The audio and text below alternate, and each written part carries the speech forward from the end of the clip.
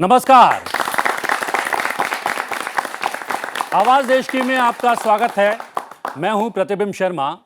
आवाज देश की में आज हम बात करेंगे पुस्तकों की और जानने की कोशिश करेंगे कि तकनीक की बहुलता वाले युग में पुस्तकें दिल से कितनी दूर हैं और कितनी पास हैं। लेकिन उससे पहले क्या आप जानते हैं भारतीय पुस्तक बाजार की वार्षिक वृद्धि दर 19.3% है। 9,000 प्रकाशकों के साथ भारत अंग्रेजी भाषा का दूसरा सबसे बड़ा प्रकाशक है। अमेज़न इंडिया के अनुसार बेंगलुरु भारत में सबसे ज्यादा पुस्तकें पढ़ने वाला शहर है। पुस्तकें पढ़ने में मुंबई और दिल्ली दूसरे और तीसरे नंबर पर हैं। उत्तर पूर्वी राज्यों में सर्वाधिक 43% युवा पाठक हैं। विश्व पुस्तक मेले में इस बार 10 लाख से ज्यादा पाठक पहुंचे। भारत और चीन में ई बुक पढ़ने वालों की संख्या 200% बढ़ी है, लेकिन डिजिटल माध्यम किसी चीज पर ध्यान देने की क्षमता में कमी करता है। एक रिपोर्ट के अनुसार किसी चीज पर ध्यान देने की क्षमता 12 सेकंड से घटकर 8 सेकंड हो गई है। पूरे विषय को जानने समझने की कोशिश करेंगे 3 विशेषज्ञ मेहमानों से, और विशेषज्ञ मेहमानों से करवा देता हूं आपका परिचय। हमारे साथ अनिल शर्मा जोशी हैं, उपाध्यक्ष केंद्रीय हिंदी शिक्षण मंडल, शिक्षा मंत्रालय, भारत सरकार। आपका बहुत बहुत स्वागत है।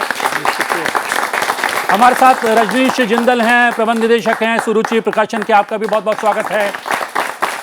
अलका सिन्हा है, जानी मानी साहित्यकार। आपका भी बहुत बहुत स्वागत है। और स्वागत है जनता जनार्दन का भी। अनिल जी, जो पॉइंटर्स हम लोगों ने शुरुआत में लोगों को बताए, ऐसे लग रहा है कि बहुत ही रुपहली तस्वीर है पुस्तकों को पढ़ने की। क्या स्थिति ऐसी है कमोबेश, या उसमें कुछ अंतर नजर आता है?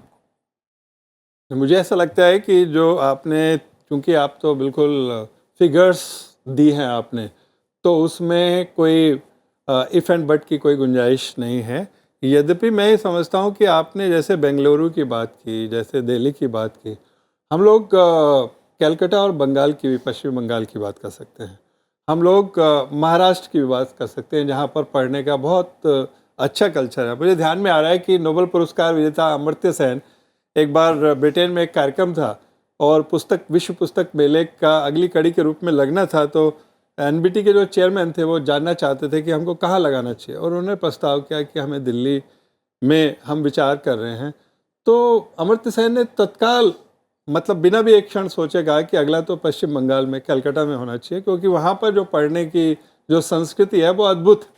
और मैं समझता हूँ कि भारत के विशेष रूप से जो हमारी क्षेत्रीय भाषाएँ, भारतीय भाषाएँ हैं, उसमें भी पढ़ने की बड़ी एक समृद्ध परंपरा है। और उस परंपरा का कुछ रूप हमने इस विश्व पुस्तक मेले में भी देखा, जिसमें मुझे जानकारी मिली, एक बड़े सामान्य से प्रकाशक थे, उन्होंने बताया कि इस पुस्तक मेले के बाद उनकी लगभग 70 लाख रुपए की पुस्तकें बेची। क्या बात है, वाह। तो उससे पता चलता है कि भारत की ये संस्कृति जो है वो बहुत महत्वपूर्ण है। और जो एक विषय आपने प्रारंभ में उठाया था, मैं ब्रिटेन में भी 2000 से 2005 तक रहा, और मैंने देखा, जब मैं ब्रिटेन में गया तो टेक्निक के हिसाब से हमें ऐसा लग रहा था कि शायद अब वहाँ पर पढ़ने की आदत कम होती जा रही हो। पर वहाँ पर वहाँ उस समय भी बहुत मेट्रो चलती थी, तो मैं देखता था कि सैकड़ों लोग जो प्लेटफॉर्म से लेकर और जो मेट्रो का गेट तक था, तब भी वो अपनी पुस्तक नीचे नहीं करते थे कि हम इतनी देर में बैठ जाएं। तो वो ऐसा उनको रुचि होती थी उस पुस्तक पढ़ने में। और शायद उस मेट्रो के अंदर 70 से 80% लोग ऐसे होते होंगे जो कि पुस्तकें पढ़ते हैं। जी, इसीलिए मैंने भी देखी है ये संस्कृति विदेशों में, चाहे भारत में भी। वो कहीं भी अलका जी सफ़र करते हैं, किसी भी प्रारूप में सफ़र करते हैं, वो बहुत पढ़ते हैं। उसके अनुपात में मैं भारतीयों को बहुत कम, और विशेष रूप से सफ़र में बहुत कम पढ़ते हुए देखता हूँ। तो ये फिगर भारतीयों का ज़्यादा पुस्तक पढ़ने का सामने कैसे आ गया? देखिए, ऐसा है कि पुस्तकें पढ़ने का एक ख़ास वर्ग है। जैसे आपने कहा, युवा वर्गों की बात की, आपने खुद ही अपने आंकड़ों में दिखाया। जो युवा वर्ग है हमारा, वो अपने प्रोफेशनली को इक्विप करने के लिए भी, जानकारी के लिए भी, और एक नई दुनिया से रूबरू होने के लिए भी फिक्शन भी पढ़ता है। तो उसके भीतर जो एक नई चीज़ को जानने की ललक है, ये हमारे भारतीयों में बहुत ज़्यादा रही है, शुरू से रही है। तो वो अपने भीतर की दुनिया को भी देखना चाहते हैं और अपने बाहर की दुनिया को भी देखना चाहते हैं। किताबें उसमें एक बहुत बड़ा रास्ता बन करके सामने आती हैं। और ख़ास करके जब आप बाहर कहीं जा रहे होते हैं किसी यात्रा में, आप कुछ और काम नहीं कर सकते, लेकिन उस वक्त अगर किताब आपके साथ होती है तो ऐसा लगता है एक मित्र आपके साथ बैठा हुआ है। तो उस तरह की बात मुझे महसूस होती है कि हमारे जो हिंदुस्तानी लोग हैं उनमें पढ़ने का एक कल्चर है और शुरू से ही है। आपके लिए भी एक अच्छी खबर थी, वो कितनी सच्ची खबर है ये भी मैं जानना चाहूँगा। 19.3% की वृद्धि दर पुस्तकों के कारोबार में वार्षिक तौर पर भारत में देखने को मिल रही है। क्या ये सही आंकड़ा है? बिल्कुल प्रतिबिंब जी, मुझको भी लगता है कि भारत में पुस्तकों का रुझान लगातार बढ़ रहा है, पुस्तक का व्यापार भी बढ़ रहा है और रुझान भी बढ़ रहा है लोगों में। और जो आपने बात कही कि तकनीक के कारण पुस्तकें पढ़ना कम हुआ है, हमको लगता है कि अच्छे साहित्य को तकनीक ने बढ़ाया है। आज मुझ जैसे बहुत सारे प्रकाशकों के साथ ये होता है कि सुबह जब जाकर हम ऑफिस पहुंचते हैं तो पता चलता है कि मेल बॉक्स एकदम फुल है और किसी विशेष पुस्तक की डिमांड है। कारण ध्यान में आता है कि पहली रात को किसी विद्वान व्यक्ति ने किसी अपने भाषण में या किसी डिबेट में हमारी किसी पुस्तक का उल्लेख किया और सोशल मीडिया पर उसका वो डिबेट वायरल होते ही उस पुस्तक के बारे में जानने की, उसको पढ़ने की रुचि बढ़ती गई। तो आप देखिए कि तकनीक ने पुस्तकों के बारे में जानकारी, जागरूकता लोगों में बढ़ाई है, उसके कारण से पुस्तकों का व्यापार बढ़ा है। तकनीक ने पुस्तकों को कम नहीं किया, पुस्तकों को बढ़ाया है। हमको लगता है कि एक अच्छा युग पुस्तकों का चल रहा है भारत में जी, ये बढ़ेगा। चलिए, बहुत सारे युवा यहाँ पर मौजूद हैं, उनसे भी पूछ लें कि कितनी रुचि है इनको पुस्तक पढ़ने में। कुछ पुस्तक जो दिल के करीब हो, कोई ऐसी पुस्तक आप लोगों में से कोई बता सके जल्दी से? हाँ, बोलिए बोलिए। जी, मेरा नाम तुषार शर्मा है, रामलाल आनंद कॉलेज से अभी तृतीय वर्ष का छात्र हूँ, हिंदी विशेष का। मेरे दिल के करीब वैसे तो बहुत सारी पुस्तकें हैं। स्वामी विवेकानंद जी की पुस्तक है। एक पुस्तक अभी हाल ही में 2021 में आई भारत में, जिसका नाम था बैलेट, बुलेट एंड ब्लड, जो कि शुभम तिवारी जी और शिवम रघुवंशी द्वारा लिखी गई। वह एक ऐसी पुस्तक है जो सर ने बताया अभी वेस्ट बंगाल के बारे में, हमें हुई हिंसा के बारे में उसे पता लगेगा, जिससे हम भविष्यकालीन योजना में हम उससे फैक्ट उठा सकते हैं और समाज में सामूहिक चर्चा कर सकते हैं, बजाय तकनीकी बुक पढ़ने के। क्या बात है, बहुत बढ़िया। चलिए, किसी की बहुत प्रिय कोई पुस्तक ना हो, लेकिन किस तरीके की सामग्री, किस तरीके की पुस्तक पढ़ना पसंद करेंगे, कोई बताए? 2-4 लोग जल्दी से। दिनकर जी की उर्वशी पढ़ी है, वो पढ़ी। अच्छी। हाँ जी जी, साहित्य पढ़ना पसंद करते हैं। हाँ। और पीछे लड़कियों में से कोई पढ़ता है कि नहीं? हाँ सर, द सीक्रेट बुक मैंने पढ़ा है और उसमें बेसिकली है कि नेचर के मतलब यूनिवर्स के बारे में, कि यूनिवर्स हमारी बातें सुनता है, और वो बुक बहुत मतलब मुझे बहुत अट्रैक्ट करती है अपने को लेके। जी जी। और अब क्या आप जो परंपरागत रूप है पुस्तक का, वैसी किताबें पढ़ना पसंद करते हैं या डिजिटल स्टडी करना ज़्यादा पसंद करते हैं? कोई जी, जल्दी जल्दी। नहीं, जिन जो सर, बोल चुके एक हो। मेरा प्रश्न है। मेरा नाम सुमित कुमार है और मैं रामलाल आनंद कॉलेज दिल्ली विश्वविद्यालय का छात्र हूँ। मेरा प्रश्न सर ये है कि जैसे डिजिटल में मुझे बहुत सारी सुविधाएं मिल जाती है, उसकी अपेक्षा हम अगर हार्ड कॉपी में पुस्तकें खरीदते हैं तो वो मुझे काफ़ी महंगी मिलती है। तो इस चीज़ में हम ज़्यादा अट्रैक्ट होते हैं डिजिटल के प्रति। लेकिन अगर डिजिटली के तरीके से अगर हम पढ़ते हैं तो मेरा IQ लेवल भी कम होता है। तो फिर सर इसको कैसे मैनेज करें कि एक तरफ उससे भी IQ लेवल को भी बढ़ाना है जो आगे चल के फ़ायदेमंद हो, तो फिर सर इससे कैसे मैनेज करें हम? ये बड़ा एक व्यापक परिप्रेक्ष्य का प्रश्न है जो कि किसी व्यक्ति पर ही केवल निर्भर नहीं करता, बल्कि हमारे साथ बैठे हैं रजनीश जी। पब्लिकेशन जो इंडस्ट्री है, अभी मैं एक बहुत बड़े जो प्रकाशक हैं उनकी लगभग 15 पुस्तकों का लोकार्पण था, उसमें आदरणीय भैया जी जोशी उसकी अध्यक्षता कर रहे थे। तो हमने देखा कि बहुत सुंदर डिज़ाइन, बहुत अच्छी आर्ट उसमें थी और पेपर भी बहुत अच्छा था। तो हमने उनसे कहा कि लेकिन आपको जो इकोनॉमिक्स ऑफ द पब्लिकेशन है वो भी देखनी पड़ेगी, क्योंकि हमारा जो पाठक जब वो देखता है तो 200, 300, 400 तक तो देखता है, उसके आज जहाँ 500 से ऊपर जाता है तो वो सोचता है कि ये पुस्तक शायद मैं ले नहीं पाऊँगा, कहीं इसका PDF मिलेगा तो मैं ये देखूँगा। तो ये एक बहुत महत्वपूर्ण सवाल है जो आपने उठाया। इसीलिए जो पॉकेट बुक की परंपरा, पहले हार्ड बाउंड पुस्तकें आती थी, तो देखिए इस पुस्तक पढ़ने का अपना एक लाभ है, उसमें जितनी मौलिकता, जितनी कल्पनाशीलता है वो आपको, आप पुस्तक पढ़ रहे हैं PDF पर, अगर मान लीजिए मोबाइल पर एकाएक व्हाट्सअप मैसेज आ गया, आप उसको देखने लगे, आपका कोई दूसरा लैपटॉप पर मैसेज आ गया, आप उसको, तो आपका ध्यान बढ़ता है। परंतु पुस्तकें जब आप पढ़ते हैं, मैं तो बड़े लेखकों से बात होती थी, जैसे भीष्म साहनी, एक बार मुझे ध्यान है कि हम दोनों साथ जा रहे थे, मैंने उनकी तभी कोई पुस्तक पढ़ी थी, तो मैंने उनको कहा कि मुझे ऐसा लगता है जिस पात्र की आपने, जिस चरित्र की बात की, अब वो क्या कर रहा होगा। क्या तो बात। वो जो कल्पनाशीलता है वो पुस्तक से ही आ पाती है, वो आपको मोबाइल से नहीं आती, मोबाइल से या लैपटॉप से। तो लेकिन फिर भी तकनीक का और पुस्तकों का एक जो हार्ड कॉपी है उसका एक संयोजन, एक संतुलन करना होगा। उसका भी लाभ है, जैसे रजनीश जी ने बताया कि उसके माध्यम से लोगों तक बहुत बात जाती है। आपने संयोजन की जो बात कही है उसमें हम देख रहे हैं कि पारंपरिक पुस्तकों के पढ़ने का चलन भी बढ़ रहा है, साथ ही साथ ई पुस्तक भी जी। लगातार उसका 200% के आसपास जो है उसमें वृद्धि दर देखी गई है। तो ये सामंजस्य कितना अच्छा है पाठकों के लिए? प्रतिबिंब जी, मुझको लगता है कि एक नया वर्ग तैयार हो रहा है, हमको इसको ऐसे देखना चाहिए। जो पुराना पुस्तक को पढ़ने वाला पाठक है उसमें कमी नहीं हो रही है। जिसको पुस्तक पढ़ने से संतुष्टि है उसको पुस्तक पढ़ने से संतुष्टि है। पर आप देखिए कि एक नई जनरेशन है, मैं तो कहूँगा कि भारत से बाहर भी भारतीय भाषाओं को जानने वाले, भारतीय मूल के ऐसे बड़े सारे लोग हैं, उनकी जो सेकंड थर्ड जनरेशन है, जो हिंदी या अन्य भारतीय भाषाओं को सुनती है, समझती है, बोल सकती है, पर पढ़ नहीं सकती। आज ऑडियो बुक के माध्यम से वो भारतीय ज्ञान को जानते हैं। तो जो जितनी भी नई तकनीकें हैं वो एक नया पाठकों का वर्ग तैयार कर रही है। जिस युवा वर्ग की आपने बात की, आज कॉलेज में पढ़ने वाले बड़े सारे विद्यार्थी हमारे सामने बैठे हैं। ये पहले जिन पुस्तकों तक इनकी रीच नहीं थी, तकनीक उनको इन तक पहुंचा रही है, छोटे छोटे गांवों तक तकनीक पुस्तकों को पहुंचा रही है। तो एक नया वर्ग पैदा हो रहा है, पर इससे पारंपरिक पुस्तकों को कोई नुकसान होगा ऐसा मुझको नहीं लगता। जी, लेकिन मैं दूसरी तरफ देख रहा हूँ कि जो पारंपरिक हमारे पुस्तकालय हैं, लाइब्रेरीज हैं, वो सिमटती जा रही हैं, सिकुड़ती जा रही ये हैं। बहुत अच्छी बात आपने कही प्रतिबिंब जी, क्योंकि सिर्फ पुस्तकालयों में नहीं, घरों की भी स्थिति यह है कि ये स्थान तो मांगती हैं और स्टोरेज इतना होता नहीं है। किताबें आती जाती हैं और हम किताबों के दीवाने हैं, तो हम किताब को ना तो नहीं कर सकते, किताबें आती जाती हैं और रखने की जगह नहीं है। इस लिहाज से मुझे लगता है कि ये जो तकनीक है वो आपको ये सुविधा देती है कि अगर आप किसी किताब को हटाकर उसकी जगह नई किताबें रखना चाहते हैं तो उस किताब को आप डिजिटल संस्करण उसका अपने पास सुरक्षित रख सकते हैं। तो आपकी एक अपनी लाइब्रेरी डिजिटल भी तैयार होती जाती है और आप किताब से वंचित नहीं रहते।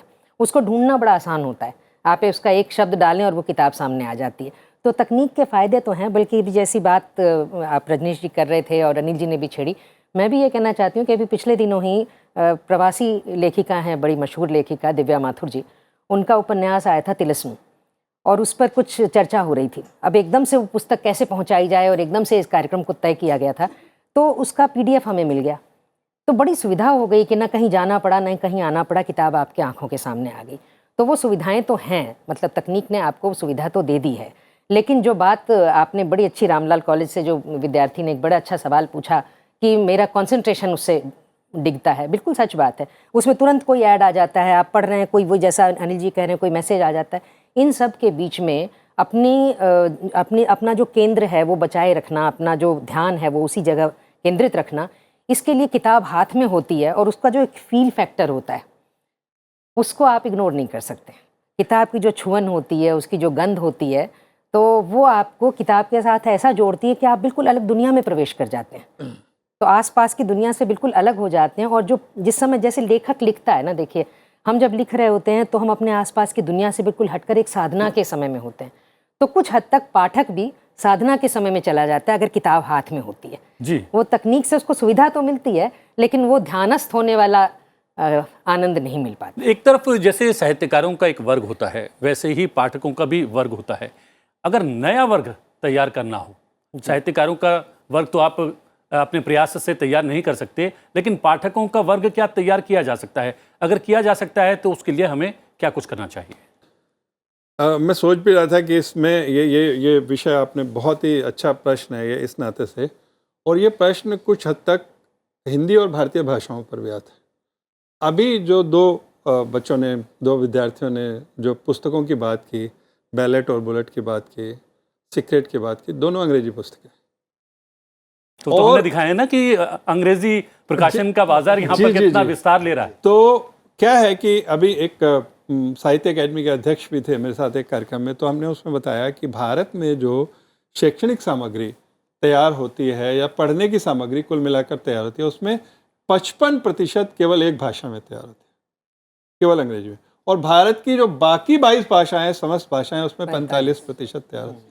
कल हम अंतर्राष्ट्रीय मातृभाषा दिवस का एक कार्यक्रम कर रहे थे, तो प्रोफेसर सुरेंद्र गंभीर हैं अमेरिका के, उन्होंने एक प्रश्न किया। वो प्रश्न मैं आपसे भी करता हूँ। आप एक अंग्रेजी की पुस्तक का एक पृष्ठ पढ़ते हैं और आप हिंदी की या भारतीय भाषा की पुस्तक का एक पृष्ठ पढ़ते हैं और आप देखेंगे कि उसमें कितना अंतर आपको, अगर मान लो 1 मिनट और 3 मिनट है तो आप अगर 300 पृष्ठ की पुस्तक है तो आपको 600 मिनट हो गए, यानी कि 10 घंटे आप फालतू पढ़ रहे और आपकी वो रुचि भी नहीं बन पाती है जो कि बन सकनी चाहिए। तो पहली बात यह है कि जो हिंदी और भारतीय भाषाओं की पुस्तक का बाजार जब तक नहीं खड़ा होगा तब तक युवा वर्ग पुस्तक से जुड़ने की उसमें कठिनाई है, क्योंकि भारत में अगर अंग्रेजी शिक्षा की बात करें तो 8%, 10%, बाकी 90% के पास तो है नहीं। तो इसलिए पहली बात तो ये हमको लगता है कि ये करनी पड़ेगी। दूसरी बात ये है कि जैसे W.S. स्मिथ की वो होता है आपका, जहाँ पर पुस्तकें बेची जाती हैं तो वहाँ पर लिखा होता है 1 से 10 इस महीने के सबसे श्रेष्ठ उपन्यास, 1 से 10 नॉन फिक्शन, और उसी तरीके की एक व्यवस्थित तरीके से आपके सामने जब आता है तो शायद ही कभी ऐसा हुआ कि हमने वहाँ से पुस्तक ना खरीदी हो, क्योंकि जब आपको दिखेगा कि अरे ये तो एक सबसे दुनिया में सबसे ज़्यादा पढ़ी जाने वाली पुस्तक है तो हम उसको ले लेते हैं। उस तरह की जो संगठित रूप से प्रयास करने वाली बात है वो उसकी भारत में बहुत आवश्यकता है। वो न केवल विक्रय की भी बात है बल्कि जिस आपने पुस्तकालय सिस्टम की बात की, क्योंकि हम और आप तो पुस्तकालय सिस्टम से पढ़ो। मेरे घर के 3 किलोमीटर दूर लाइब्रेरी थी पर मैं हर तीसरे दिन लाइब्रेरी में जाता था और वहाँ पर पढ़ता था। तो ये जो पुस्तकालयों की जो प्रणाली है और जो पुस्तकों को व्यवस्थित सुनियोजित तरीके से बेचने की जो सिस्टम है उसकी आवश्यकता है, और जैसा इन्होंने कहा कि तकनीक और प्रौद्योगिकी के साथ समन्वय की आवश्यकता। जी, यहाँ पर से आवाज़ आ रही है, कुछ पूछना चाह रहे हैं, कोई है? सर मेरा सवाल ये है, जैसे भी technology has advance very dramatically और इसी ड्रामेटिक चेंज के बीच हम लोग देखते हैं कि लोग मॉडर्न होना ज़्यादा पसंद करते हैं। जैसे मैं हूँ, if I am talking about my self, तो मैं प्रेफर करूँगी कि मैं ऑनलाइन कुछ रीड करूँ, जिसके प्रोज एंड कॉन्स भी हैं, बट आई प्रेफर कि मैं ऑनलाइन रीड करूँ। तो आने वाले दिनों में, आने वाले इन फ्यूचर हम ये एक्सपेक्ट कर सकते हैं कि बुक्स को अपना एग्जिस्टेंस को प्रूव करना पड़े। सबसे बड़ी बात यह है कि गैजेट जो है हमेशा 24 घंटे हमारे साथ में रहता है, वो हमारा दोस्त बन गया है। उस दोस्त के माध्यम से ही हमारा परिचय तमाम तत्वों से या तमाम चीज़ों से हो रहा है, उसमें से पुस्तक, साहित्य या फिर अन्य सामग्री भी हो सकती है। तो इसमें क्या गलत है क्या कुछ? नहीं, मैं इसको गलत नहीं मानता। तकनीक के साथ दुनिया को चलना होता है। आप तकनीक को अलग कर कभी भी आगे नहीं बढ़ सकते। देखिए, जिन लोगों ने तकनीक को छोड़ दिया वो ज़माने में पिछड़े रह गए। इसलिए मेरा सुझाव सब प्रकाशकों के साथ हमको मिलकर तकनीक और पुस्तकों का एक समन्वय बनाना होगा, इस माध्यम से आगे बढ़ना होगा। जैसा आपने कहा कि आज का जो नया युवा है वो अपने फ़ोन में ही सारी चीज़ें उपयोग करता है, वो फ़ोन में लेता है। तो हमको पुस्तकों के उस स्वरूप को भी सामंजस्य करना होगा। और जो जैसा मेरे साथी अलका जी ने कहा कि पुस्तक के अपनी गंध, अपनी फील, वो भी एक फैक्टर है। वो भी आप जब किसी गंभीर साहित्य को पढ़ते हैं तो आपको पुस्तक चाहिए होती है, पर आपको तुरंत कोई नॉलेज चाहिए तो आप फ़ोन में खोलकर उसको देखते हैं। ये एक बड़ा एक अंतर है। तो मैं इसमें एक बात और भी जोड़ना चाहूँगा, जो एक कमी जहाँ पर आई है उससे ये बात को मैं ज़्यादा स्पष्ट कर पाऊँगा। हम जिस जनरेशन से जुड़े लोग हैं तो घर में महिलाओं के लिए सरिता, गृह शोभा, कादम्बरी जैसी पुस्तकें होती थी, बालकों के लिए चंपक, नंदन जैसी पुस्तकें होती थी, और पुरुषों के लिए भी वेद प्रकाश शर्मा से लेकर बहुत सारे नावल लोग पढ़ते थे। पर देखिए, ये सारा साहित्य एक कैजुअल साहित्य था जिसको लोग खाली समय का सदुपयोग करने के लिए पढ़ते थे। आज गैजेट्स ने उसको रिप्लेस कर दिया। बहुत अच्छी बात है। पर जो गंभीर साहित्य है जिसकी मैं बात कर रहा हूँ, अच्छा साहित्य है, गंभीर साहित्य है, अच्छी पुस्तकें हैं, वो आज भी व्यक्ति लगातार खरीदता है, पढ़ता है, उसको उसमें कोई कमी नहीं आई, वो लगातार बढ़ रहा है। तो आप अपने खाली समय का सदुपयोग तो मोबाइल में कुछ देखने में, ज्ञान अर्जन करने में कर सकते हैं, वो एक छोटे स्पैन का काम है। पर जब भी आप साहित्य की बात करेंगे, अच्छी नॉलेज की बात करेंगे, अच्छे डाटा की बात करेंगे, तो आपको पुस्तकों तक आना ही पड़ेगा। वो चाहे आप लाइब्रेरी में जाकर पढ़िए, चाहे आप घर में लेकर पढ़िए, पर वो पुस्तकों को रिप्लेस नहीं कर पाएगा। जी, क्या समसामयिक विषयों पर अगर ज़्यादा लिखा जाए या ज़्यादा पुस्तकें आएँ बाजार में तो दर्शक वर्ग या पाठक वर्ग बढ़ सकता है क्या? ये बहुत ही अच्छी बात है और ऐसा हो भी रहा है। कई नए विषय, कई अछूते विषय जो हैं हमारे लेखन का आज मतलब उसे अट्रैक्ट कर रहे हैं अपनी तरफ, और यही वजह है कि जो युवा वर्ग है वो लेखन की तरफ या पढ़ने की तरफ जुड़ रहा है, क्योंकि कुछ नई तरह की जानकारी, एक अलग तरह के पेशेंट को लेकर के लिखी हुई कहानी वो ज़्यादा अट्रैक्ट करती है। एक ख़ास घटना, ऐतिहासिक ही हो, हम उसको उसके भीतर जाकर के घुसकर देखना चाहते हैं तो वो कहानी ज़्यादा अच्छा बोलती है, उपन्यास ज़्यादा अच्छा बोलता है, बजाय कि आप हिस्टोरिकल फैक्ट्स को देखने लग जाएं। उसकी अपनी जगह है, लेकिन युवा वर्ग जब अब उसमें जाता है, उसके समय से सरोकार बनाना चाहता है, तो ये चीज़ें आपको वहाँ ले जाती हैं किताबों की दुनिया में। क्या लिखने की हमारी आदत, अगर हम लोग लिखने की आदत भी डालें तो पढ़ने की आदत भी खुद ब खुद पड़ जाएगी क्या? कुछ हद तक कह सकती हूँ, ये कोई ज़रूरी नहीं है, क्योंकि एक अच्छा पाठक होना एक अलग इंडिविजुअल चीज़ है, एक अच्छा लेखक होना एक अलग इंडिविजुअल चीज़ है। अब जैसे मुझे लगता है रास्ते में जाते हुए मुझे हमेशा लिखना बहुत पसंद आता रहा। मैं दुनिया बाहर देख रही हूँ और अंदर लिखती जा रही हूँ, मुझे वो हमेशा पसंद आया। मैंने पूरा उपन्यास अपना रास्ते में बैठ करके लिखा, लेकिन पढ़ना मेरे लिए संभव नहीं है। जाती हुई बस में या ट्रेन में पढ़ना इतना सुविधाजनक नहीं है जितना लिखना। तो पढ़ने का समय अलग होता है, पढ़ने का व्यक्ति अलग होता है। मेरे भीतर एक पाठक भी है, पर जब वो पाठक होता है तो वो अलग तरह की जगह डिमांड करता है। जब वो लेखक होता है तो अलग तरह की दुनिया उसको चाहिए होती है।